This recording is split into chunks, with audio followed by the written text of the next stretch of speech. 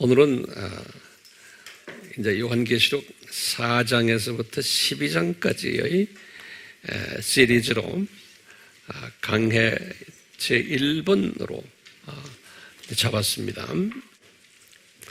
제목은 보좌로 올리움 받은 요한. 계시록 4장 1절에서 3절까지의 말씀인데요. 우리 쭉 지난번에 1장에서부터 3장까지 공부를 했어요. 특히 지난주에는 라오디게아 교회를 공부했죠.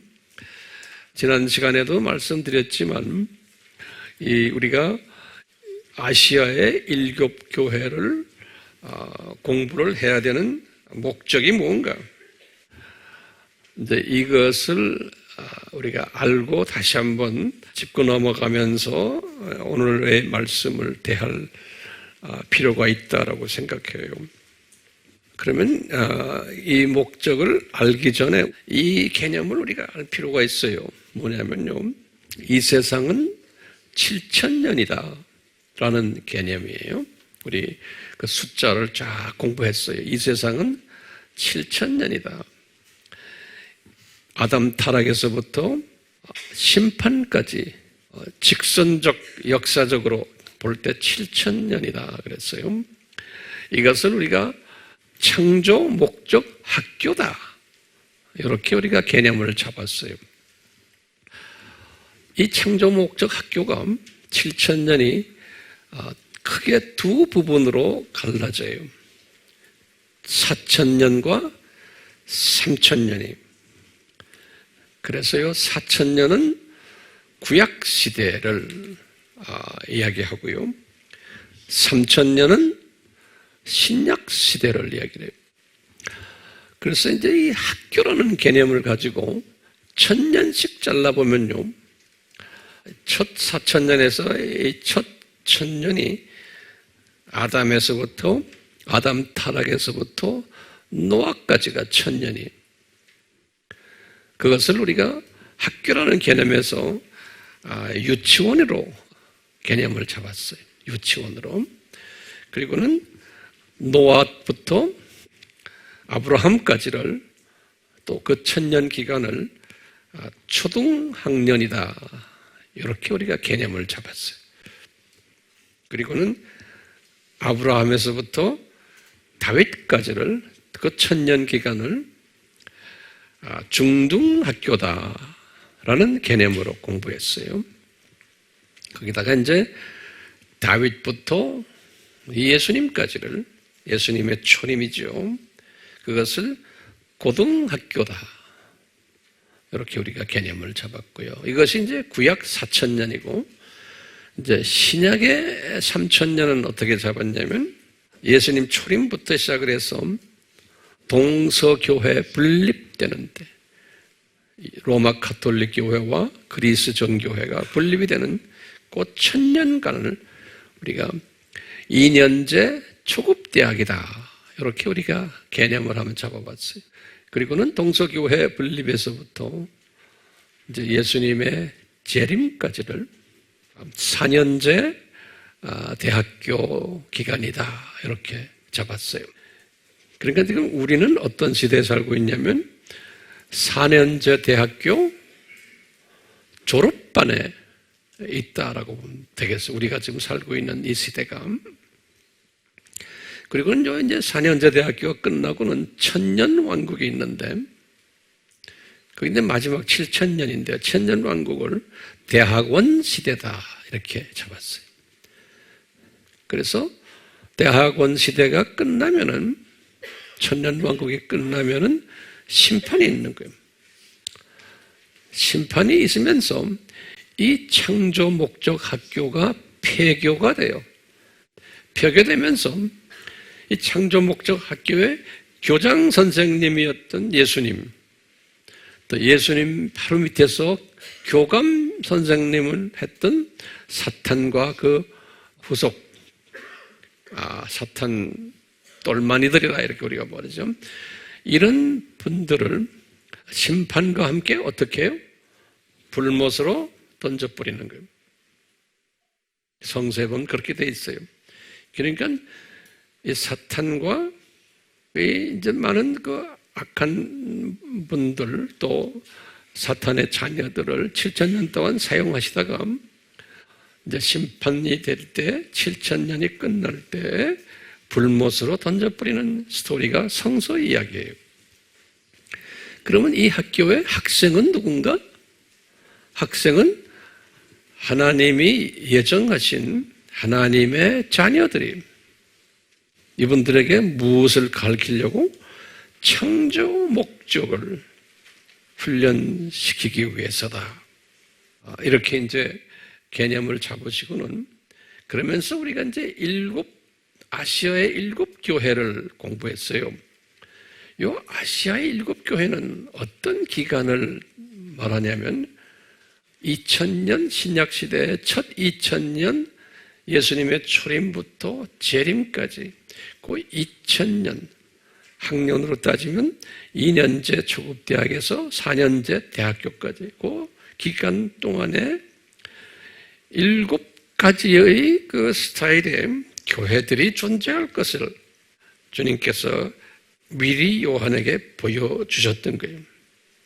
이걸 보여주실 때 이제 어떻게 하셨냐면 예수님이 직접 요한에게 나타나셔서 말씀하시기도 하고 요한계시록 1장에 보시면 또는 사자, 천사를 보내가지고 말을 대언케 하시기도 했어요. 두 가지 방법으로. 그리고는 어디에서 이렇게 하셨냐면 요한이 반모섬에 있었을 때 1장 10절에 그렇게 돼 있어요. 반모섬에 있었을 때 갑자기 나팔 소리 같은 큰 음성이 나오는데 그 음성에서 나오는 말씀하시는 분이 예수님이었어요. 11절에 1장 11절에 예수님이 뭐라고 그러시냐면 요한아 나는 알파와 오메가고 처음과 마지막이다 그러는 거예요. 하필이면 왜 이 말씀을 하셨을까? 예수님이 내가 이 7,000년 역사를 시작한 나고 끝내는 것도 내가 끝난다 이런 의미에서 요한계시록에서는 요 알파와 오메가라는 단어를 6번을 쓰세요. 다시 말하면 예수님이 내가 역사의 주인이고 그리고는 이 역사를 지금 이제 마무리하는 계시록은 마무리하는 이야기거든요. 이 역사를 마무리하는 학교 교장이다 라는 말씀이나 똑같아요. 그러면서 내가 지금부터 이제 너에게 지시하는 것을 네가 또 보는 것을 이제는 책으로 만들어서 쓰라는 거예요. 그래가지고 7교회에 보내라 라는 말씀이 1장, 2장, 3장의 말씀이에요. 그래서 우리가 그 7교회에 대해서 꽤 심도 있게 공부를 했어요. 그러면 왜 공부해야 되느냐? 그러면 첫 번째, 교회 시대에는 한 가지 교회만 있는 게 아니고 다양한 모습의 교회들이 존재한다는 것을 가르쳐 주시려고 한 종류만이 아니 교회가 천편일률적으로 교회가 한 종류만이 아니라는 거예요. 이 교회 시대 2000년 동안에. 그래서 칭찬만 받는 교회도 있냐면은 칭찬과 꾸중을 같이 받는 교회도 있고 또는 꾸중만 받는 교회도 있다는 거예요. 이런 것을 우리가 쭉 공부했어요. 그게 첫 번째 공부 내용이에요. 다양하다. 교회 종류가. 두 번째 공부 내용은 칭찬과 꾸중을 받는 잣대가 뭐냐? 무엇을 기준으로 해서 칭찬과 꾸중을 받느냐? 그럴 때 예수님이 뭐라고 말씀하셨냐면 너희들이 나의 정체성, 예수님의 정체성에 다시 말하면 예수님의 정체성 하면은 기독론과 삼위일체론이 하나님의 자녀들인데 교인들인데 기독론과 삼위일체를 잘 공부를 안 한다. 거기에 관해서 무장을 안 한다. 훈련이 안 되어 있다. 또는 지식이 없다. 이런 모든 것을 가지고서 잣대로 해가지고 이제 꾸중도 하고 칭찬도 하고 막 이러지는 거예요. 그러니까 교회의 사명이 예수님의 정체성을 공부해야 되는 거예요. 삼위일체를 제대로 알아야 되는 거예요. 그러니까 이 삼위 하나님이 우리의 하나님이시기 때문에 그분에 대한 정체성을 분명히 알아야 되는데 교회들이 그것을 잘 못할 것이다 라는 것을 미리 예언적으로 가르쳐 주신 거예요. 그러니까 이걸 보면 예정적 가르침이에요. 그래요, 안 그래요? 이 예정을 해 놓으신 거예요. 이런 것들이 있을 거다 하고 요한에게 다 보여주신 거예요. 이게 두 번째 특징이고요. 세 번째 일곱 교회의 특징은 모든 교회가 다 성스러운 장소가 아니라는 거예요. 교회라고 해서 멋있게 지어놓고 무슨 오래된 교단에 속해 있고 교회가 교인이 많고 적고 이런 걸 가지고서 그 교회가 성스럽다 아니다 이렇게 하는 게 아니라는 거예요. 그게 아니라는 거예요. 그러면서 교회라는 그 자체 안에 뭐가 있냐? 우리에게 가르쳐주신 거예요. 사탄의 세력이 난무하고 있다는 교회 안에 또는 이단의 세력들이 난무하고 있다는 걸 가르쳐준 거예요. 그 다음에 그 안에 가짜 크리스찬들이 난무하고 있다는 걸 가르쳐준 거예요. 뿐만 아니라 변질된 크리스찬들이 난무하고 있다는 것을 가르쳐줬어요. 게다가 구원 무효를 받는 크리스찬들도 존재하고 있다는 것을 그러면서 그 안에 남은 자들 아주 칭찬받는 그러한 크리스찬들도 그 안에 있으면서 이분들에게서 핍박을 받고 소외당하고 미움당하고 나중에는 죽음까지 당하는 일들이 있을 것을 예언적으로 가르쳐 주셨어요. 일곱 교회를 통해서. 우리가 공부했기 때문에 제가 지금 이렇게 말하는 것 소화가 돼요? 아멘이죠? 네. 네 번째는 칭찬받는 교회는 어떤 교회인가? 보면은 적은 능력을 가진 교회고 또 핍박과 미움과 고난을 받는 교회가 칭찬받는 교회였어요. 서머나 교회와 빌라델비아 교회. 그리고는 칭찬받는 교회는 뭐가 있냐면 면류관을 받는 교회라고 분명히 말했습니다. 면류관을 받는 교회. 마지막으로 다섯 번째는 이 일곱 교회를 통해서 우리에게 뭘 가르쳐 주시냐면요. 하나님의 자녀들이지만 인간이기 때문에 인간이 나약하고 한계성을 가진 하나님의 자녀들이라는 것을 가르쳐 주시는 거예요. 하나님의 자녀들이지만 이 세상에 사는 동안에는 피조물이에요. 그렇기 때문에 이 피조물들은 어떤 문제가 있냐면 권력을 가지거나 재물을 가지거나 명예를 가지면 변질된다는 것을 가르쳐 주시는 거예요. 항상 예외는 항상 있었어요. 다시 말하면 이런 것을 가지면 창조 목적대로 살지 않는다는 것을 못한다는 것을 가르쳐 주신 거예요.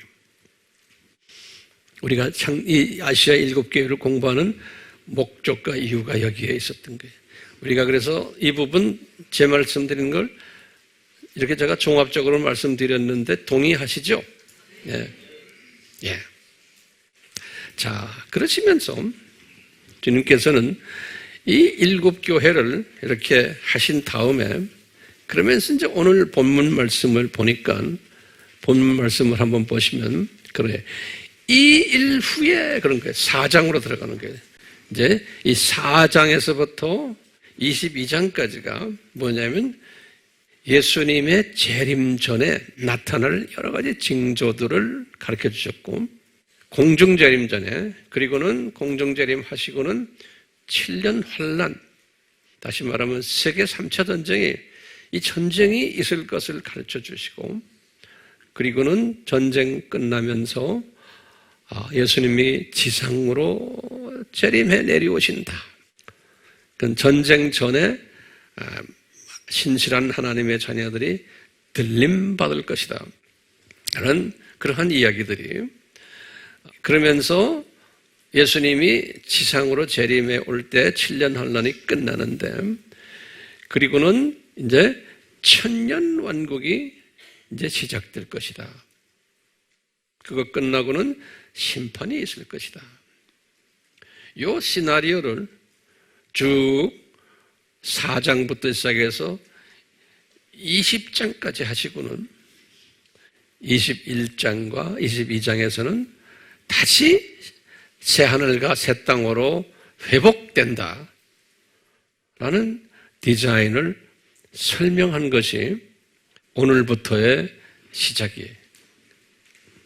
그러니까 7교회를 교회 시대가 끝날 쯤 되면 어떤 일이 일어난다고요? 교회 시대가 끝날 쯤 되면 예수님의 공중 재림이 있을 터인데, 그 전에 어떤 일들이 일어날 것이다. 이걸 다 보여주신 거예요. 거기 이제 6장부터 보면, 이런 것을 쫙 보여줬어요. 자, 이런 그 4장에서부터 22장까지 이 미리 디자인된 거예요. 이게 다 디자인된 거예요. 이 디자인된 것을 요한에게 보여주시는데, 1장에서부터 3장에서 보여주셨던 그런 스타일로 보여주질 않으셨어요. 지금 4장에서부터 22장까지 그 내용을 보여주실 때는 아주 달라요. 보여주시는 방법이. 그걸 오늘 본문에서 보시면 돼요. 자, 4장 1절에 보시면 이 일 후에 하는 거는 무슨 소리인지 알겠죠? 이제 7 아시아의 교회를 보여준 후에 그런 소리예요. 이 일 후에 내가 보니, 내가 누굽니까? 요한이에요. 하늘에 문이 하나가 쫙 열려 있는 거예요. 이 하늘은 삼층천, 낙원에 문이 있는 걸 쫙 보이는 거예요. 이분의 영의 눈을 뜨고서 보니까 그게 보이는데, 지금 이분이 지금 어디에 있어요? 지금 반모섬에 있어요. 반모섬에 있다가 이분이 지금 붕 떠가지고 삼층천으로 지금 올라간 거예요. 올라가서 삼층천 입구에 낙원이죠. 문이 하나 있는 걸 딱 본 거예요. 이 문이 열려 있어요. 이분이 거기에서 음성을 들었는데, 나팔 소리 같은 음성이 쫙 들려오는데 뭐라 그러냐면 이리 올라오라 그러는 거예요. 이 말을 하신 분이 누굴까요? 예수님이세요. 예수님께서 그러면서 내가 이후에 마땅히 일어나야 할 일들을 너에게 보여주리라 그러는 거예요. 여기 보면 우리 여러분 성경에도 마땅이라는 말이 있어요. 다시 말해 영어로는 must예요. must. 그러니까 마땅히 일어난 건 지금 뭘 말해요? 4장에서부터 몇 장까지예요? 22장까지의 이 스토리들이, 이 예언들이 반드시 일어나야 된다는 거예요. 그러니까 미리 디자인하신 거예요. 그러니까 앞으로 3차 전쟁이 있을 것도 다 미리 디자인하신 거예요. 그렇죠? 예수님의 공중재림, 지상재림, 뭐 여러 가지 지금 그 앞으로 우리가 이제 재미있는 이야기를 많이 할 터인데, 이런 것을 미리 다 디자인하셨어요. 디자인하셔가지고 이 디자인한 것이 이제 반드시 일어나야 된다는 거예요. 그것을 내가 너에게 자세히 어떻게 일어날 것인가를 가르쳐 주겠다는 거예요. 오케이? 그리고는 2절에 그랬어요. 또 내가 즉시 다시 말하면 성령의 감동이 되어가지고 영의 눈이 쫙 뜨였다는 거예요. 즉시. 그냥 이분이요, 지금 하면서 딱 보니까 하늘 보좌가 있는 게 딱 보이는 거예요. 그리고 그 보좌에 앉으신 분이 있는데, 그분이 누구냐면 예수님이에요. 예수님이 그 보좌에 딱 앉아 계신 것을 본 거예요. 그러니까 이분이 어떤 모습으로 되어 있냐면 3절에 그 용모가 벽옥과 홍보석 같으며 그 보좌를 두루 무지개가 쫙 보좌의 두루에 있고요. 녹보석이 쫙 무지개가 녹보석 색깔로 쫙 있다라는 거예요. 그러면 이것이 지금 보좌에 앉으신 분 하면 우리는 보통요 성부 하나님이라고 생각할 수가 있어요. 근데 성부 하나님이 아니에요. 이제 우리 요한계시록은 이제 자세히 보면서 이제 이 부분을 정리를 하겠지만요. 우리 피조물들은요, 거기다 적으세요. 성부 하나님을 볼 수가 없어요. 이걸 꼭 외워두세요. 우리 삼위 하나님 중에서 우리 눈으로 볼 수 있는 분은 누구예요? 성자 하나님밖에 없어요. 자, 성부 하나님은 볼 수 없다. 요한이 말했어요. 요한복음 1장 18절에. 또요, 요한복음 6장 46절에. 요한복음 1장 18절에 두 성경 구절 꼭 외워두세요. 요한복음 1장 18절, 또 요한복음 6장 46절에 보면 성부 하나님은 우리 피조물들이 볼 수가 없어요. 우리가 이제 나중에 저 동네 올라가도 못 봐요. 그러니까 우리가 볼 수 있는 하나님은 성자 하나님이세요. 그래서 그분의 보좌를 다 우리가 직접 요한도 그분이 보좌에 앉아 계신 것을 본 거예요. 볼 때요, 이분이 지금 밤모섬에 이렇게 지금 있는다가 갑자기 이분을 들어서 올려서 지금 이 보좌 앞에 탁 갖다 올려놨을 때 이분의 육이 어떻게 됐겠어요? 이분이 육혼영이 있어요. 영은 이분의 영이에요. 그렇죠? 사람의 영. 우리 기억나시죠? 이분이 저기 올라갈 이분의 육은 어떻게 돼요? 이 혼과 영이 영혼이라고 그러죠. 이분의 육에서 빠져가지고 올라가는 거예요. 육은, 썩은 육은 올라갈 수가 없어요. 그러면서 이제 거룩한 육으로 이제 변해버리는 거예요. 저기 올라가서요. 그렇기 때문에 이분이 지금 성령의 감화에 의해서 지금 이렇게 이분의 혼과 영이 올라갔다는 거예요. 그러면 우리 질문이 있는 거예요. 왜 계시록 1장에서부터 3장에서는 메시지를 주실 때 천사를 보내거나 또는 예수님이 직접 밤모섬을 방문하셔서 이분에게 말씀하셨어요. 예. 그런데 지금 앞으로 4장에서부터 22장까지의 전체를 보여주시기 위해서는 이런 방법을 안 쓰셨어요. 예수님이 어떻게 하셨냐? 이 요한을 붙잡아가지고 3층천으로 끌고 올라갔어요. 그러니까 요한이 이제는 3층천 보좌 주변에 탁 앉아서 메시지를 받는 거예요.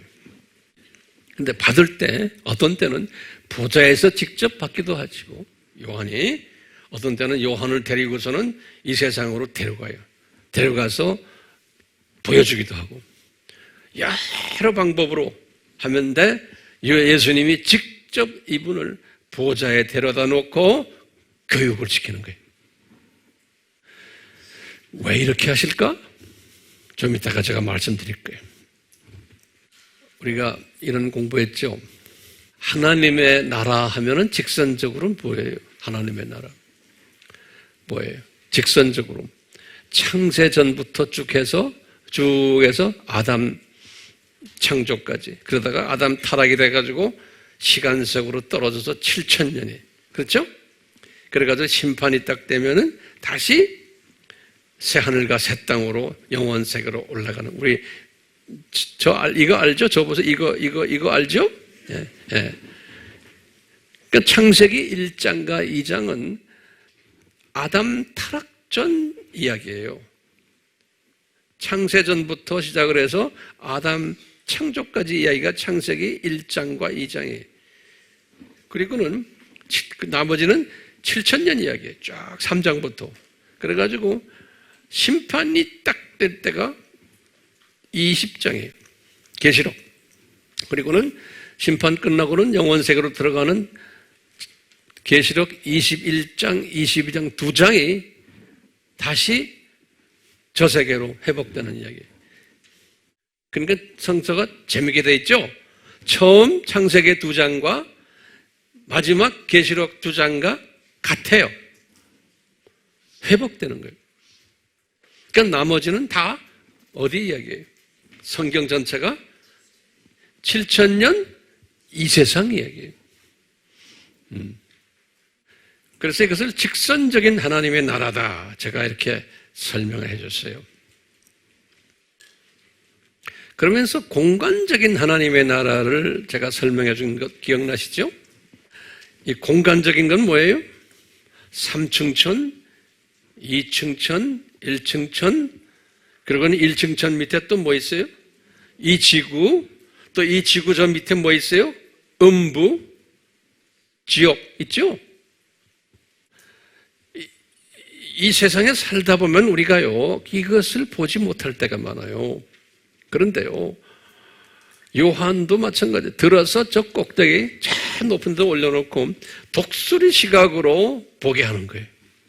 이제 앞으로 이제 예수님이 이제 요한에게 가르치시는데 너 시각을 독수리 시각으로 이제 내가 설명해 주겠다. 그렇기 때문에 내가 너를 잡아다가 저 꼭대기 제일 높은 3층천에 데리고 올라가서 그때부터 이제 쫙 밑을 내다보게 하시는 거예요.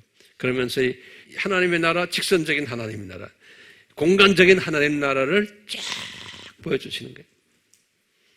예수님께서 성서에 보면요, 많은 하나님의 특별한 사람들, 특히 성서를 기록한 사람들이에요. 성서를 기록한 사람들을 이렇게 내가 자세히 들여다보면 이 사람들이 이 하나님 나라에 대해서 직선적인 하나님 나라 또는 공간적인 하나님 나라에 대해서 어떤 한 부분을 이야기해줘요.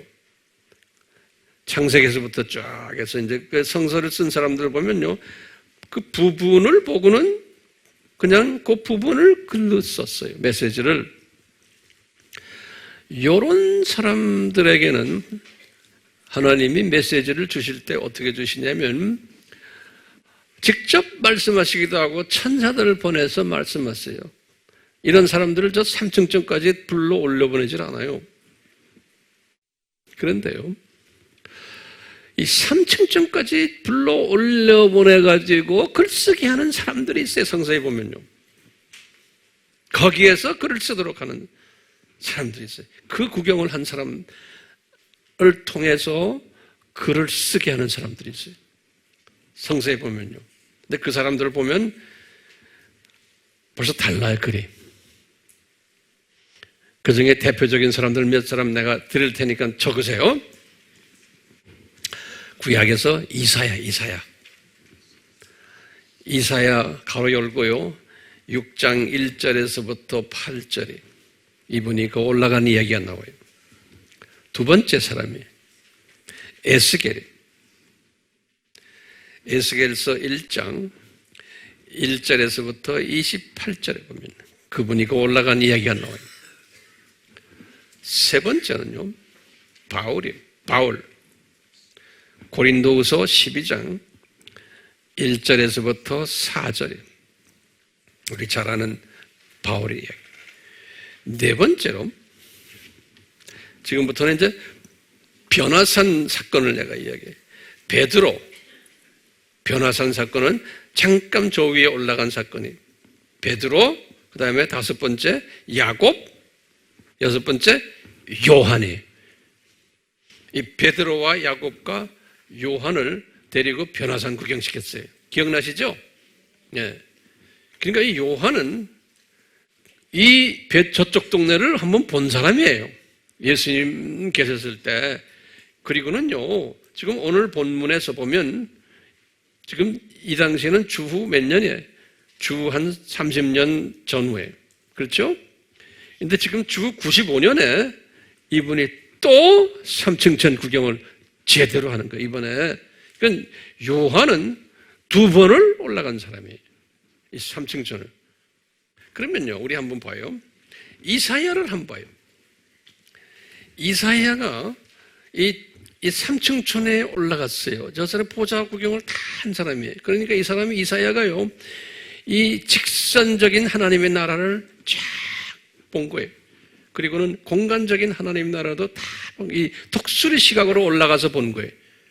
이걸 보았기 때문에 그분에게 메시지도 그런 식으로 그분에게 메시지를 줘요. 봐야 돼요. 이 생각이 달라져야 되거든요. 자, 이사야는 언제 때 사역한 사람이냐면 거기다 꼭 적으세요. 주전 739년에서 680년까지 사역한 사람이에요. 이건 내가 이유가 있어요. 739년에서 680년까지 사역한 사람이에요. 그런데요, 그러니까 이 사람을 딱 보면 722년 때에 살아있었어요? 없었어요? 거기다 적으세요.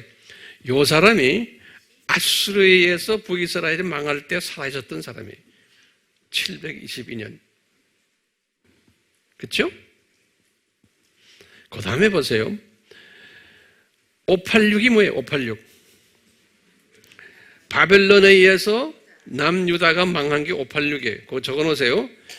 586 때에 있었어요? 없었어요? 보세요.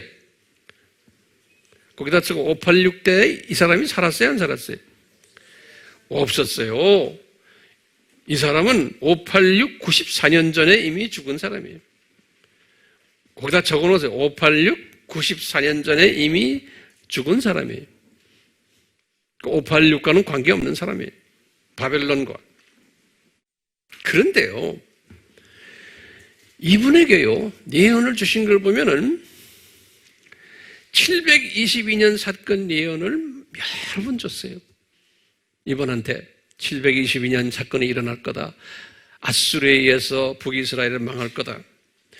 1장에서부터 2장 다 그 소리들이. 8장, 9장, 10장, 24장, 28장 다 그런 소리로 예언했어요. 722년 예언 엄청나게 많이 했어요, 이분이. 그러면서 본인이 직접 이 722년을 경험한 사람이에요. 그뿐 아니라요, 586에 대해서도 예언을 엄청나게 했어요. 이사야가 자기가 살 때도 아니에요. 3장에서 5장, 7장, 13장, 14장, 24장, 28장, 29장. 제가 이사야를 쫙 읽어보면요, 이런 얘기들이 쫙 나와요. 그뿐 아니라요, 이분한테요, 천년왕국에 대해서도 이 이야기를 여러 번 했어요. 그러니까 이분은 지금 천년왕국, 그분 시대의 천년왕국이라는 건 지금 얼마나 후예요? 그렇죠? 그러니까 이 사람이 지금 위에서 독수리 시각으로 쫙 이걸 본 거예요. 이 직선적인 하나님의 나라를 다 보여준 거예요, 예수님이. 그러니까 이분이 위에서 천년왕국이 저기 있구나 다 아시는 거예요. 올라가지 않으면 그게 보입니까? 자, 천년왕국에 대해서 이야기한 이사야서를 보면요, 1장에서부터 2장에 거하게 보도 그런 내용이 나와요. 11장에서 12장에도 그 이야기 나와요. 25장, 26장, 27장, 29장 거기 보면 다 천년왕국 이야기 나와요. 그뿐 아니라요, 이분에게 뭘 보여줬냐면요, 신약시대가 앞으로 나타날 거다라는 것을 또 예언시켜줬어요. 40장에서부터 44장 이야기예요. 그래서 우리가 이사야서 40장부터 굉장히 좋아하죠, 우리. 예? 우리가 다 자기가 문제 있을 때 이 동네를 읽고는 주님이 나한테 말씀하셨다고 그래요. 신약 시대가 도래할 것을 쫙 말씀하세요. 그 다음에요, 52장에 보면은, 52장에는 722년이나 아수르 사건이나 586의 바벨론 사건이 왜 있는지 아느냐? 창조 목적 교육시키기 위해서 있단다 그랬어요. 하나님의 자녀들에게 여호와가 누구라는 것을 가르쳐주기 위해서, 창조 목적 교육시켜주기 위해서 있단다. 52장에 그랬어요. 그뿐 아니라 53장 우리 알죠? 53장은 뭡니까? 예수님이 어린 양으로 이 세상에 와서 십자가에서 죽으실 이야기를 쫙 보여준 거예요. 53장. 그건 이사야에게 이걸 쫙 보여준 거예요. 예? 우리가 지금 이 7000년 도표를 제가 그린 거, 그 당시엔 저는 없었지만 이사야가 그린 거예요. 예수님이 그려준 거예요. 그것을 다 본 거예요. 예수님이 십자가에서 죽으실 것을 몇 년 후에, 약 700년 후에 그것을 쫙 보여준 거예요. 이사야서 몇 장에? 53장에. 그리고는 교회 시대가 열릴 것을, 2000년 교회 시대가 54장에서 60장. 그리고는 천년왕국 시대가 일어날 것을, 그때 유대인들이 눈을 뜰 것을 65장, 66장. 그리고는 7000년이 끝나고는 새하늘과 새 땅이 일어날 것을 65장 22절에서 44절에. 그러니까 이 메시지를 주기 위해서 이사야를 저 3층 천으로 데리고 올라가신 거예요. 그래서 독수리 시각으로 만들어준 거예요. 독수리 시각으로. 우리 에스겔을 한번 봐요.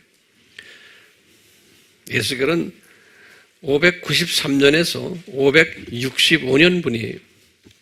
593년에서 565년 분이에요. 이분도 올라갔던 사람이에요. 이분은 바벨론 포로 생활을 했던 사람이에요. 그래서 586 때 생존해가지고 바벨론에 잡혀갔던 사람이에요. 근데 바벨론이 망할 때는 없었어요. 바벨론이 539년에 망했거든요. 근데 565년에 죽었기 때문에 바벨론 망할 때는 없었어요. 그러니까 아주 바벨론의 그 왕국 안에서 이 유다 사람들이 고생하고 있을 때 이 제2성전이 재건된 것이 516년이거든요. 그러니까 제2성전이 재건되는 것도 그때도 없었어요. 근데 이분의 메시지를 보면요, 항상 뭐가 있냐면요, 창조 목적이 거기 깔려 있어요. 뭐냐면 내가 이렇게 하는 것은 내가 여호와이기 때문이다. 저 사람들이 이렇게 함으로 내가 여호와인 것을 알리라. They will hear, they will know that I am the Lord God. 이렇게 말했어요. 이것을 65회나 해서 65회. 저 하나님의 백성들의 유대인들이 저렇게 고생하는 거 왜 하는지 아느냐? 내가 왜 아수르 사람들 데리고, 내가 왜 바벨론 사람 데리고 저렇게 고생시키는지 아느냐? 저 사람들은 창조목적 학교의 학생들이다. 그 학생이라는 것을 알게 하기 위해서, 거기에 교장 선생님이 예수님이라는 것을 알게 하기 위해서라고 에스겔이 65회나 말하는 거예요. 그러면서 1장부터 24장은 이스라엘이 심판받을 거다. 그것 때문에 고생할 거다. 1장에서부터 24장이. 그 다음에 25장에서 32장은 이스라엘을 고생시킨 주변 나라들도 심판받을 거다. 그리고는 33장에서 36장은 이스라엘이 이제 회복되고 위로를 받을 거다. 그러면서 이분에게 뭘 보여줬냐면요, 아담 타락 전에 루시퍼가 타락하는 장면을 환상으로 보여줬어요. 에스겔에게요. 아담 타락 전에 루시퍼가 타락하는 장면을.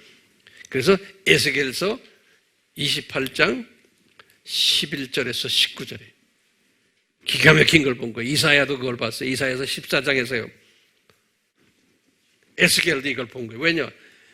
이 사건은 아담 타락 전이니까 영원 세계거든요. 영원 세계에서 일어나는 것은 이분이 독수리 시각을 가지고 저 위에 있어야지만 그게 가능해요. 지금 여기에 우리가 있는 우리가 여기에서 왔다 갔다 하는 게 두더지 시각이에요. 이거 가지고는 안 되는 거예요. 이 에스겔한테요. 에스겔서는 유명한 게 이 37장에서부터요. 쭉 48장이 굉장히 유명해요. 에스겔서요. 37장에서부터 48장이 마지막이거든요. 이 에스겔서가 굉장히 유명한 거예요. 왜 유명하냐? 에스겔서 37장은 뭐냐면 이스라엘이 독립할 것을, 이스라엘 사람들이 눈이 뜰 것을, 메시아 유대인이 나올 것을 37장에 예언했어요. 그러니까 지금 이분은 지금 주전 600년 사람이에요. 주전 600년 사람이 지금 언제 얘기를 하는 거예요? 예수님 재림 전에, 재림 직전에, 대학교 4년제 대학교 거의 끝날 때쯤에, 예? 그때를 저 위에서 쫙 독수리 시각으로 본 거예요. 37장에. 그래서 우리 마른 뼈 이야기 나오는 거 알죠? 이 이야기가 이 이야기인 거예요. 38장부터요 39장까지는 아주 유명한 장이에요. 그걸 곡과 마곡 전쟁이라고 그래요. 이게 뭐예요? 예수님 공중 재림 전에 또는 재림 후에 7년 환란 때 소련을 중심으로 해서 세계 전쟁이 일어날 것을 소련과 아랍이랑 합해서 이스라엘을 공격하며 서방 나라와의 전쟁이 일어날 것을 에스겔에게 보여준 거예요. 38장, 39장이에요. 에스겔서. 우리 이제 기회가 됐을 때 이사야서도 우리가 집중적으로 공부할 때가 오고 에스겔서도 집중적으로 공부할 때가 오고 그 예언서들 제가 이제 집중적으로 공부할 때가 와요. 주님이 이제 허락하시면. 그리고는 그 유명한 에스겔서 40장에서부터 48장은 뭐냐면요. 제3성전이에요. 그것이 예수님 재림 전에 건축이 된다고 우리 공부했죠. 제3성전이. 그리고는 7년 환란 때 제3성전이 무너져요 또요. 멸망이 가증한 것들이 거기서 지네끼리 예배 본다고 그랬잖아요. 이 성전이 무너지거든요. 7년 환란 때. 그리고는 제4성전이 재건이 되거든요. 그 제4성전이 천년왕국 때 재건이 되는데 그 재건되는 이야기가 에스겔서 40장에서 48장이에요. 에스겔서 40장에서부터 48장. 그러니까 에스겔이 천년왕국 때 제4 예루살렘 성전이 재건돼가지고 거기에서 예배 드리는 장면을 자세하게 봤어요. 에스겔이. 그러니까 이분은 지금 주전 600년 사람인데 이 지금 하나님의 나라의 이 도표를 본 사람인 거예요. 특히 이 마지막 때 부분을 본 사람인 거예요. 그러니까 역사를 쫙 한눈으로 본 사람이에요. 에스겔이. 그래서 이제 이 하나님의 자녀들 중에 우리나라에는 많지 않지만 이사야라는 이름을 가진 사람이 많아요. 에스겔이라는 이름도 많아요. 예. 이게 왜냐하면 이건 이 사람들 다 독수리 시각을 가진 특별한 예수님의 종들이 허락하신 거예요. 주님께서 은혜를 베푸셔서. 신앙에 와서 바울을 보세요. 바울도요 3층천 올라갔다 내려왔잖아요. 그게 주후 몇 년이에요? 41년이에요. 이분이 자기 고향 다수어에 있었을 때예요. 그러니까 주님께서는요, 예수님께서 이 사람을 큰 그림을 보게 하려면은 한번 데리고 올라가셔야 돼요. 그래서 이분이 41년에 고향에 계셨을 때 올라가서 쫙 보고 온 거예요. 보고 오시곤 그러고는 45년에 어떻게 됐어요? 안디옥 교회 담임 부목사님으로 가게 되고 그때부터 사역이 시작된 거예요. 그러니까 이분은 이 하나님의 신비, 그리스도의 신비, 천국의 신비, 불법의 신비, 이걸 다 올라가서 본 사람이에요. 배웠고요. 이 세상, 저 세상, 이 세상, 이 도표를 쫙 본 사람이에요. 이분이요. 그러니까 이분은요, 창세전에 예수님의 십자가 사건을 준비했다는 것도 다 본 사람이에요. 창세전에. 저 위에 올라가서 다 본 거예요. 그러면서, 이분이 이 세상에 사는 우리 하나님의 자녀들은 나그네다. 우리는 하늘 시민권자들이다. 여기에 살지만 빌립보서 3장 20절에. 그리고는 면류관 받는 자들도 있다. 그리고는 내 짭이 뭐냐? 나는 이 광대한 로마 제국을 복음화하는 일이 내 짭이다. 예수님이 다 보여주신 거예요. 그러니까 그 넓은 로마 제국을 말 타고 구르마 타고 이게 갈 수가 있어요. 근데 이분이 쫙 보여줬으니까 갈 수가 있었던 거예요. 우리 베드로를 좀 봐요. 베드로요. 베드로는 언제 삼층천 구경했어요? 이분 변화산 사건 때 올라간 사람이에요. 변화산 사건 때. 바울은 변화산 사건 때 없었어요. 이분은 변화산 사건 때 올라가서 다 봤기 때문에 이분은 나그네 신학이 굉장히 강해요. 그래서 이 베드로전서, 베드로후서에 보면 항상 우리는 타국인이다. 순례자다. 우리는 나그네다. 베드로전서 2장 11절에.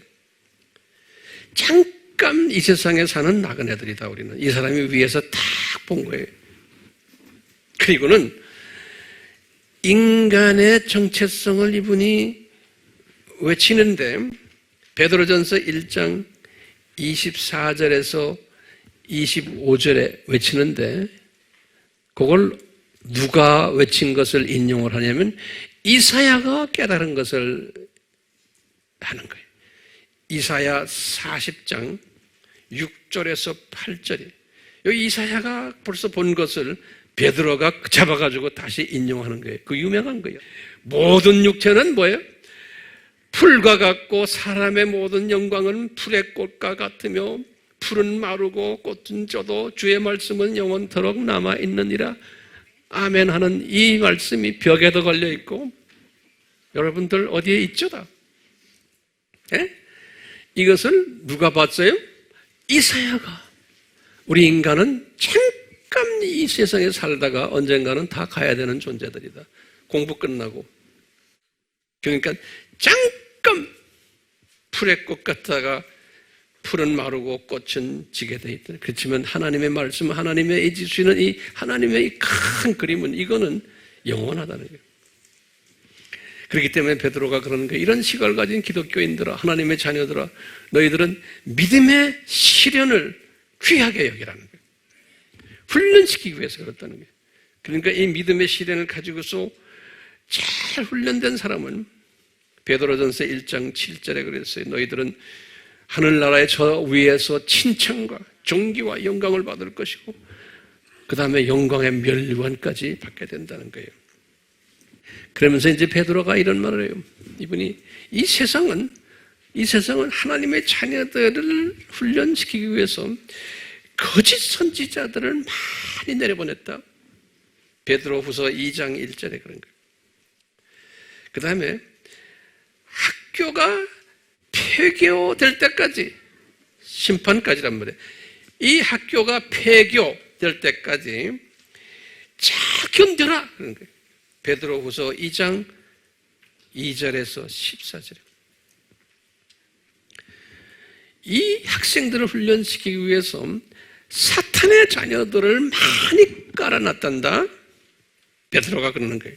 그래서 이 사탄의 자녀들은 짐승 같은 사람들이란다. 그런 거예요. 물 없는 샘들이고 폭풍에 밀려드는 구름 같은 존재들이란다.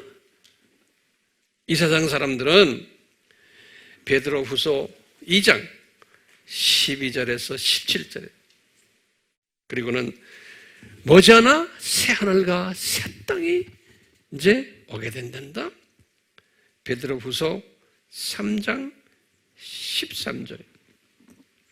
그러니까 베드로도 저 위에서 이 모든 걸 다 본 분들이 무슨 시각이라고 그랬어요? 독수리의 시각을 가진. 야고보를 잠깐 봐요. 야고보도 똑같아. 이 양반도 올라갔다 내려온 사람 아니에요. 그러니까 야고보도 믿음의 시련 이야기를 자주 해요. 야고보서 1장 1절에서부터 12절에 보면, 그래서 잘 시련 견디는 자는 면류관, 생명의 면류관 받고, 이분은 그런 거예요. 마귀를 대적하라. 교감 선생 대적해라. 그런 거예요. 응? 그러면 그 교감이 도망간단다. 그런 거예요. 야고보서 4장 7절에. 그러면서 우리 하나님의 자녀들은 잠깐 보이다가 사라지는 안개다. 그러시는 거예요. 4장 14절에 야고보서. 이렇게 위에다 올려놓으니까 이 사람들의 시각이 변한 거예요. 이분들 제가 지금 유명 인사들 누구 줬어요? 이사야 또 누구에? 에스겔, 바울, 베드로, 야고보에. 지금 요한이죠? 지금 요한 하나가 남았어요. 자, 보세요. 요한은 이미 변화산 사건을 경험한 사람이에요. 다시 말하면 요한은 이미 주 30년경에, 그 전이지만 주 한 29년 이때 낙원에 올라갔던 사람이에요. 야고보와 베드로와 같이. 그렇기 때문에 이 사람은 이미 주후 85년에 요한 1서, 2서, 3서를 다 쓸 수 있었어요. 지금 두 번째 올라간 것은 95년에 올라간 거예요. 두 번째 올라간 건요. 그러니까요, 첫 번째 올라간 사람이기 때문에 예수님에 대한 정체성을 잘 알 수가 있었어요. 그래서 요한복음도 썼죠. 68년에서 70년에. 그리고 요한 1서, 2서, 3서 주후 85년에 쓸 때 보면요, 이분은 뭐냐면 이 교회 시대에 적그리스도들이 많이 나온단다 그러는 거예요. 이 깡패들이. 요한 1서 2장 18절에. 그러면서 하나님의 자녀들아, 너희들은 이 세상을 사랑하지 말아라 그러는 거예요. 이 세상을 사랑하는 하나님의 자녀들은 어떤 사람들인가 하면 육신의 정욕을 따라가고 안목의 정욕을 따라가고 생애 자랑을 하는 사람들이라는 거예요. 눈이 이 세상에만 가 있기 때문에. 요한 1서 2장 15절에서 16절에. 그렇기 때문에 우리 교인들도 만나면은 자꾸 이 세상 이야기하고 이 세상 어쩌고 이야기하면 저 질색을 해요. 나 싫어해요. 요한에게 뭘 가르쳤냐면 요한 1서에서요. 이 세상은 두 가지의 사람이 있다 가르쳐준 거예요. 요한 1서 3장 9절에서 10절에. 하나님의 자녀가 있고 학생들이 있고 그 학생들을 훈련시키는 사탄의 자녀가 있단다. 정확하게 가르쳐줬어요. 이분이 저 꼭대기에 올라가서 딱 보니까 그런 거예요. 하나님의 자녀들인데도 혼돈해서 미혹돼가지고 이런 것을 못 보는 사람들이 굉장히 많아요. 이런 가운데 지금 요한계시록을 딱 보여준 거예요. 지금 오늘 4장부터 22장을 보여주기 위해서, 이거는 심오한 종말론이에요. 종말론 이야기죠. 이것을 요한에게 보여주기 위해서 다시 3층 천으로 데리고 올라간 거예요. 그러니까 요한아, 너 과거에 본 거 그거 가지고 안 된다. 이제 앞으로 내가 보여주는 것은 엄청난 이 안에 비밀이 복잡하게 들어있기 때문에 요 마지막 요 학교 폐교되는 가까운 때 내가 너에게 다시 한번 불러서 올려보내서 내가 자세히 설명해 줄 거마. 그래서 1장에서부터 3장 설명은 내가 저 동네 구경 안 시키고 그냥 말해줬지만 이제 4장부터 22장은 그거 가지고 안 된다. 올라와라 이놈아. 그래서 올라간 거예요. 많은 성서에 나오는 선지자들, 성서 저자들은 이렇게 올라간 경험들이 없이도 독수리 시각을 가졌던 분들이 있었고 많았어요. 우리도 올라가지 않았잖아요. 우리도 올라가지 않았지만 그 사람들처럼 우리도 독수리 시각을 가질 수가 있지만 올라간 사람의 독수리 시각과는 이게 정도가 다른 거예요. 규모가 다르고. 요한은 2번씩이나 갔다 왔기 때문에 엄청난 독수리 시각을 가진 분이었어요. 성서에서 보면요, 저 동네를 2번 구경시킨 사람은 예수님이 가장 사랑하셨던 요한밖에 없어요. 자, 내가 결론적인 말씀을 드리겠어요. 주님께서요, 요한에게 뭘 주시려고 그랬어요? 독수리 시각을 주려고 그런 거예요. 자, 그런데 이런 것을 가지고 우리 지금 오늘날 우리 주변에 사건, 사물들을 한번 봤으면 해요. 지금 우리나라에서 지금 일어나는 여러 가지 일들, 그것을 독수리 시각으로 보는 사람들이 있냐면은, 독수리 시각이란 건 뭐예요? 지금 우리나라의 이 사건들이 큰 하나님의 나라의 7,000년 역사 속에서, 이 학교 속에서 지금 우리가 지금 어디에 있으며, 이것이 왜 우리나라에는 이렇게 일어나고 있는가, 또 딴 우리 주변 나라도 똑같아요. 다 지금 세상이 왜 이렇게 돌아가는가, 이것을 독수리 시각을 보고서는 이것이 앞으로 어떻게 되겠구나, 이제 쫙 보는 시각이에요. 이런 시각을 가진 사람은 국가의 모든 일들, 교회에서 일어나는 일들, 사회에서 일어나는 일들, 자기 개인 속에서 일어나는 이런 모든 일들을 이런 독수리 시각으로 보는 큰 틀 안에서 내가 지금 어떻게 존재하고 있구나, 왜 이런 일들이 일어나는가. 독수리라는 것은요, 어떤 시각이냐면 이 줌 렌즈 시각이에요. 우리 카메라를 보면요, 그러면서 와이드 앵글이에요. 넓게 보는 거예요. 넓게 지금 창세 전부터 시작해서 쫙 해서 7,000년, 그 다음에 또 새 하늘과 새 땅, 이 전체를 보는 거예요. 이런 넓고 깊고 긴 와이드 앵글에다가 줌 렌즈가 있어가지고 때에 따라서 줌을 해서 착착착착 또 초점을 맞춰보는 거예요. 예? 큰 그림 속에서 줌을 해가지고 우리나라를 딱 보는 거예요. 한국에서 지금 일어나는 모든 일들, 이 나라에 왜 진보 정권을 주셨고, 이 나라가 왜 지금 보수들과 이렇게 다투고, 이런 일들 뭐 항상 과거에도 있어 왔죠. 어느 나라나 다 있는 거예요. 지금도 영국도 영국도 지금 이 문제가 심각해요. 독일도 그렇고 미국도 마찬가지예요. 이런 일들이 우리나라만 있다고 생각하는 거는, 독수리 시각 가진 사람은 그렇게 생각 안 하는 거예요. 왜? 위에서 다 보니까요.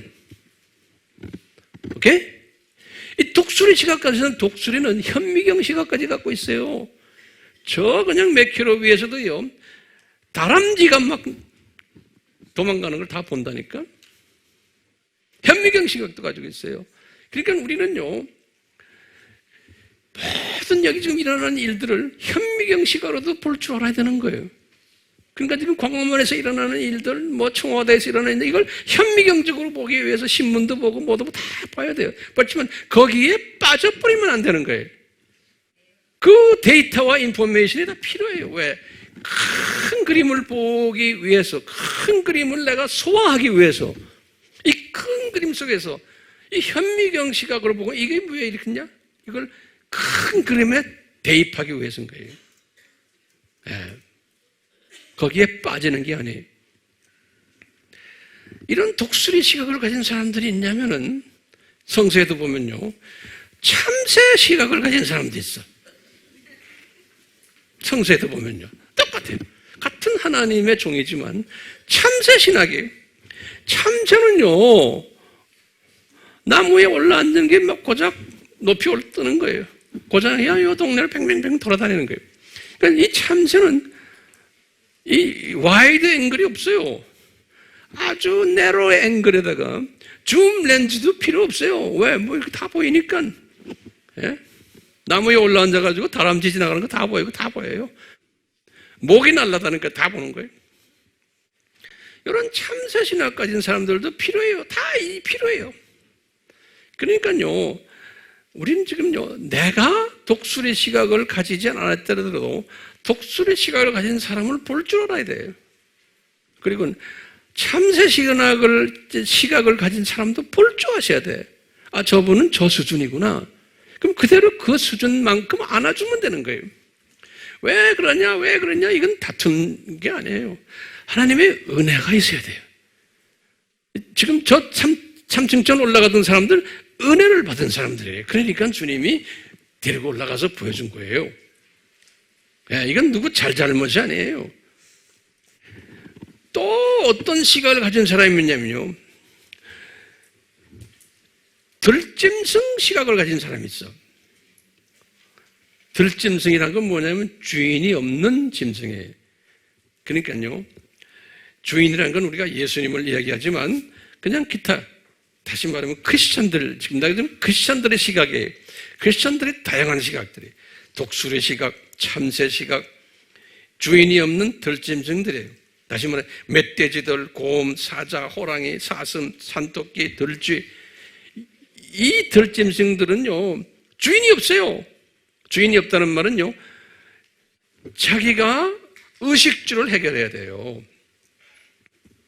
안 그러면 굶어 죽어요. 그렇기 때문에요, 예수님을 의지하지 않아요. 내가 열심히 해야 돼. 내가 열심히 안 하면 나 죽어. 하나님의 자녀인데도 그래요. 그러니까 자기 자유의지가 강해요. 예? 그렇기 때문에요, 근심 걱정이 많아요. 왜냐하면 내 자유의지로 내가 이걸 해야 되는데 이런 사고를 가진 사람이에요. 안 하면 나 굶어. 예? 안 하면 일이 안 돼. 그 생존 경쟁력이 강하고 외적 침략에 대한 두려움도 있고 걱정 고심이 많아요 항상. 예. 왜냐하면 내가 내 힘으로 다 해야 되는 사람들이에요. 하나님의 자녀들인데, 이 지금 멧돼지니 곰이니 사자니 호랑이들은 참새 시각에 안에 이 사람들은 그냥 눈에 보이는 가까이 있는 요것만 보는 거예요. 그냥 먹고 자고, 예? 어떻게 하면 배불리 먹느냐, 서바이브 하느냐, 이것만 보는 사람들이에요. 이런 사람 많아요, 안 많아요? 많아요. 그러니까 들짐승 많이 만들어냈어요.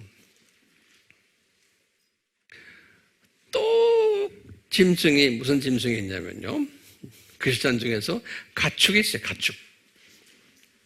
가축은 주인이 있는 짐승이에요. 근데 이제 가축 중에 이런 거 있어요. 닭장에 들어있는 닭이,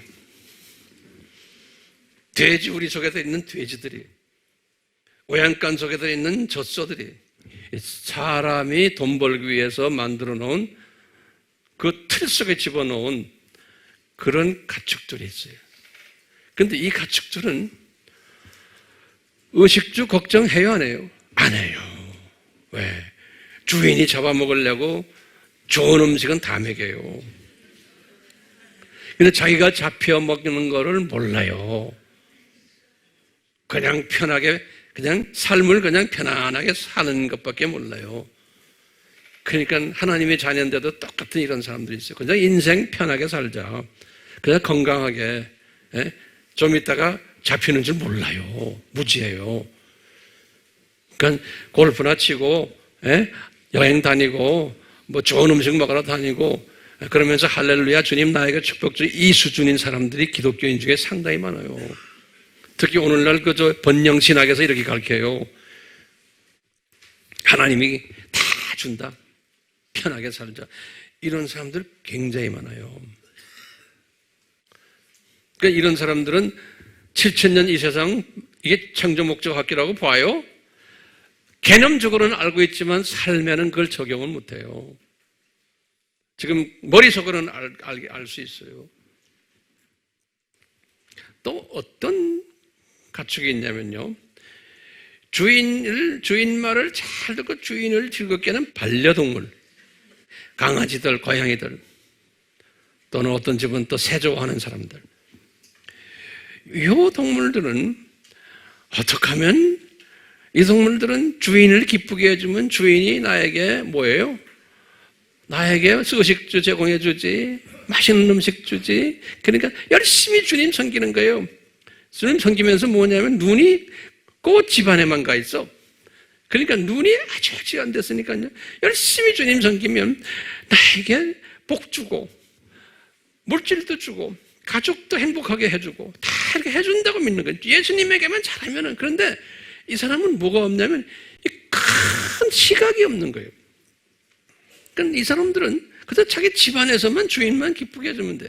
이 사람들은 하나님의 자녀인데 들짐승이 있는 것도 모르고 도살장 곧 갈 가축들도 있는 것도 못 보는 거예요. 몰라요. 그것뿐이니까 참새 시각 가진 사람이 있는 것도 모르고 독수리 시각 가진 사람도 모르는 거예요. 그저 자기 집에서 예수님만 잘 섬기면 되는 거예요. 이런 사람들 반려동물이다 제가 한번 만들어 봤어요. 누가 좋다 누가 나쁘다가 아닙니다. 하나님의 공동체 안에서 보면 이런 다양한 사람들이 다 있는 거예요. 이런 사람들이. 그러니까요, 이제 우리가 이런 지식과 명철과 지혜를 가지고 이런 다양성을 한눈으로 볼 수 있는 사람이 되길 바라는 거예요. 아, 이렇게 되어 있구나. 그러면 나는 지금 반려동물 수준인데, 아, 내가 시각을 좀 업그레이드 시켜야지 라는 생각을 가질 수 있죠. 예? 나는 덜 짐승이었는데 그러면서 자기 자신을 업그레이드 시키는 거예요. 또 우리 교회는 뭐 이런 사람들 많지 않기를 바라지만 나와 다른 이런 시각을 가진 사람들을 이제 우리가 어떻게 해줘야 돼요?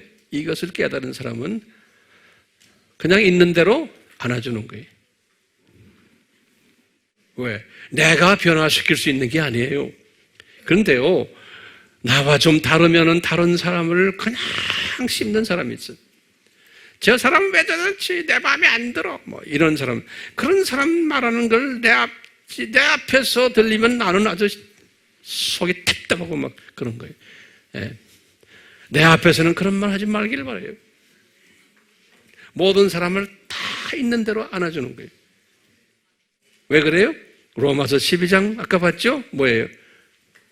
바울의 사상이 모든 사람은 다 은혜가 다르고 은사가 다르고 믿음이 다르다는 거예요. 거기다가 가정적인 배경도 다르고 교육 수준도 다르고 성품도 다르고 다 다르기 때문에 이 다른 것을 그대로 이렇게 수용하는 사람이 온전한 영적 예배를 드리는 사람이라는 거예요. 예수님이 그렇기 때문에 우리를 다 이렇게 다 다른 사람들을 그냥 이쁘다고 안아주잖아요. 예수님이 그분의 마음을 우리가 가지기를 바라요. 오늘은 이 요한, 이 사람을 특별히 사랑하시기 때문에 이분을 삼층정으로 2번씩이나 올려보내서 이분에게 엄청난 종말때의 메시지들을 가르쳐 주신 거예요. 우리의 이 모든 소원은 예수님, 요한처럼 이런 은혜를 받은 우리가 되기를 소원합니다. 소원합니다 해도 안 주실 거예요, 아마.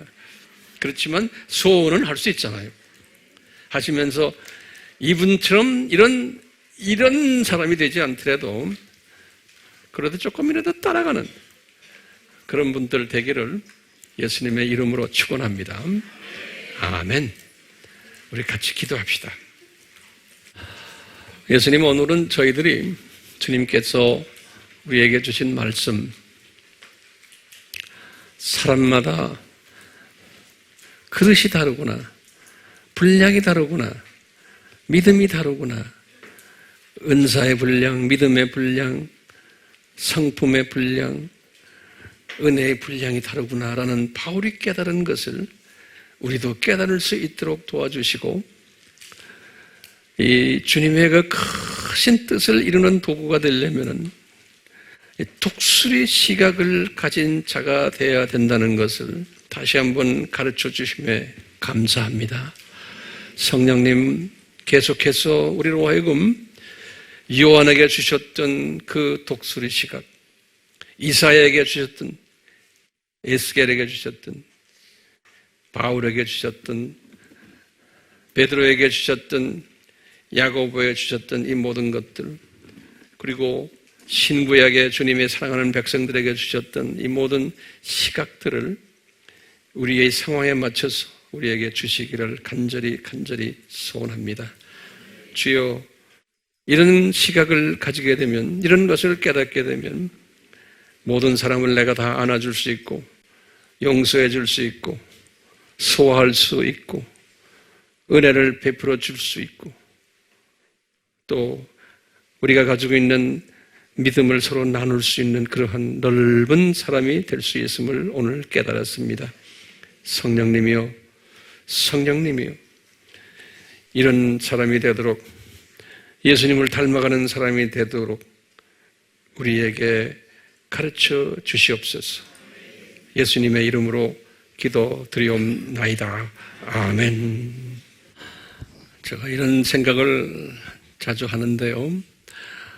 우리 하나님의 자녀들인 이스라엘 사람들을 애굽에 400년 노예 생활을 시키신 것도 우리 예수님의 예정이에요, 아니에요? 퍼펙트한 예정이죠? 네. 그러니까 하나님의 자녀들에게 너희들 애굽이 무너지도록 기도해라.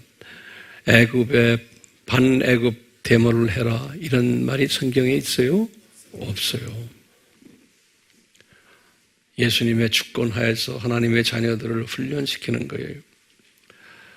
이제 시각이, 이 독수리 시각을 가지면은 이런 사건들을 이제 이렇게 보는 거예요. 그런데 그 밑에 시각을 가지면은 반애굽 시각을 가지게 되고 애굽 사람 미워하고 질투하고 공격하는 마음도 생기고 우리가 데모해야 된다라는 마음을 가지게 되는 거예요. 예컨대 바벨론 제국도 성서에서 하나님이 아주 정확하게 계획을 하신 거예요. 그래서 그 제국을 일으켜서서 70년 동안 바벨론 제국을 사용하시고 그 전에 아수르 제국도 정확하게 다 계획하시고는 그대로 다 말씀하셨어요. 그렇기 때문에 이 선지서에 봐도 이 두 제국들에 대해서 반정부 운동해라. 그렇게 해서 금식 기도해라. 그렇게 해서 너희들 이 나라들 다 망하게 해라. 그런 거 여러분 들고 다니는 성경에 있어요? 없어요. 로마 제국도 마찬가지인 거예요. 그렇기 때문에 베드로나 요한, 야고보 이런 사람들 반로마 제국에 대한 말 한마디도 하지도 않았어요. 그 대신에 베드로에게도 바울에게도 요한에게도 이런 악한 왕이지만 내가 세웠기 때문에 그분들이 더 악해지지 않도록 기도해 주라. 이런 말씀이 있습니다. 그러니까 우리가요, 이런 것을 가지고 세상을 볼 때 같은 하나님의 자녀지만 시각이 어디에 있냐에 따라서 이런 모든 일어나는 일들을 나름대로 해석을 다 해요. 그렇죠? 그 해석하는 거 괜찮아요. 해석하도록 하지만 그 해석하는 그것을 그대로 안아주시고 그렇지만 하나님의 뜻은 어디에 있다는 것은 알고 계셔야 되는 거예요. 네. 지금 세상 전부가 지금 각 나라마다 중남미부터 북미, 유럽, 아프리카, 아시아 나라마다 지금 문제들이 많아요. 문제가 많아야 돼요? 안 많아야 돼요? 많아야 되는 거예요. 지금 우리나라만이 아니에요. 그중에 대표적으로 북한이 지금 저거 좀 말썽부리잖아요. 저것도 다 주님의 뜻 안에서 하는 것들 아니에요. 때가 되면 김정은이가 이제 어디로 내려갈 것 우리 다 알잖아요. 우리는 다 보고 있잖아요. 그렇죠? 때가 되면 이 한반도를 통일시킬 것도 다 보고 있잖아요. 예. 내가 해야지만 한다는 그 사상은 시각이 어떤 시각이 있는 사람은 내가 해야지만 된다고 하는 거예요. 이제 그런 사람은 그렇게 하시라고 하도록 하나님이 하세요. 근데 그렇게 안 하고 독수리 시각 가진 사람은 독수리 시각으로서 모든 사물을 보면서 이야기할 때는 이런 모든 것들을 보고 평강을 가지게 되고 우리 예수님의 그 오심을 더 기다리게 되고 그냥 앉아서 기다리는 것이 아니고 예수님 오시기 전에 우리가 더 예수님의 오심을 외쳐야 되겠다라는 내 민족과 타 민족에게 하는 그 사명감을 더 고취시키게 되고 그렇게 되는 거 아니에요? 예. 보는 사람마다 어떤 시각에 있냐에 따라서 내가 잘못 볼 수 있고 잘 볼 수도 있는 거예요. 그러니까 황 목사님은 저런 시각을 가진 분이구나. 또 오늘 쭉 시각들 쭉 설명했잖아요. 그걸 가지고서 나는 어떤 시각인데 내가 좀 업그레이드 시켜야지 하면서 업그레이드 되시기를 예수님의 이름으로 축원합니다. 아멘. 아멘. 오케이. 제가 축도하겠습니다. 지금 이 시간은 하나님 아버지의 극진하신 사랑하심과 예수님의 그 엄청난 은혜 베푸심과 성령님의 강하게 역사하심이 항상 우리에게서 떠나지 않기를 축원하옵나이다. 아멘.